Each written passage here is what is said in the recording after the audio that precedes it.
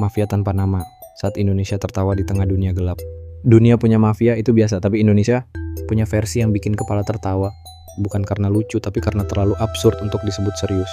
Terlalu nyata untuk disebut fiksi, terlalu sering terjadi. Tapi entah kenapa selalu dianggap biasa. Mari kita mulai dari ujung utara, mafia Rusia si dingin penuh gaya. Berjas hitam, logat tebal, hidup dalam bayang-bayang KGB lama. Mereka mainnya digital, kerjanya global.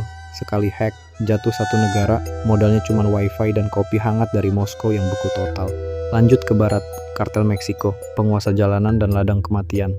Mereka tak bicara banyak, langsung tembak. Senjatanya bukan kata tapi AK-47 dan granat.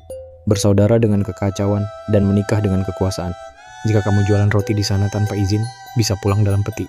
Beralih ke selatan Eropa, mafia Italia, si klasik yang elegan.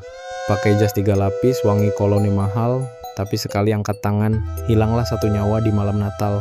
Cosa Nostra, Camorra, 'Ndrangheta, semua punya kode, punya kehormatan, dan tentu saja punya hukum versi mereka. Dan tibalah kita di timur Khatulistiwa, negeri yang katanya ramah, religius, dan suka gotong royong. Tapi diam-diam punya mafia paling lihai sedunia yang tak muncul di film tapi nyata dalam setiap transaksi. Namanya tak ada, alias mafia tanpa nama. Karena mereka bukan geng jalanan, tapi kumpulan orang berdasi yang bisa bikin tanahmu hilang dalam semalam. Mafia Indonesia tak perlu pistol, cukup stempel, surat, dan senyum manis di ruang rapat golongan. Mereka bisa bikin pulau lenyap, bukan karena tsunami, tapi karena sertifikat yang berubah warna tiap hari. Tanah rakyat disulap jadi villa, hutan warisan berubah jadi parkiran mewah. Dan ketika rakyat bertanya, jawabannya sederhana.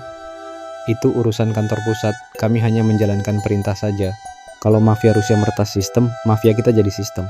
Kalau kartel Meksiko kendalikan jalur narkoba, mafia kita kendalikan jalur proyek, bansos, bahkan distribusi gorengan sekolah dasar. Kalau mafia Italia punya omerta, kode diam dalam darah, mafia Indonesia punya kode lebih sakti. Saya tidak tahu, bukan wewenang saya. Kalimat sakral yang mampu menghentikan penyidikan, bahkan sebelum dimulai. Dan lucunya, mereka tak pernah disebut mafia, terlalu sopan untuk itu. Mereka disebut oknum. Kata ajaib 7 huruf yang bisa mensterilkan kejahatan dalam berita.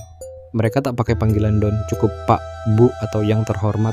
Mereka tak perlu markas tersembunyi, karena gedungnya megah, lengkap dengan AC dan karpet merah.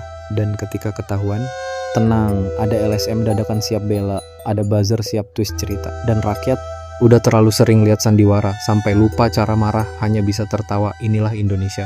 Bukan negara mafia, tapi negara di mana mafia bisa hidup nyaman tanpa perlu senjata. Mereka tak perlu sembunyi, karena sudah jadi bagian dari struktur.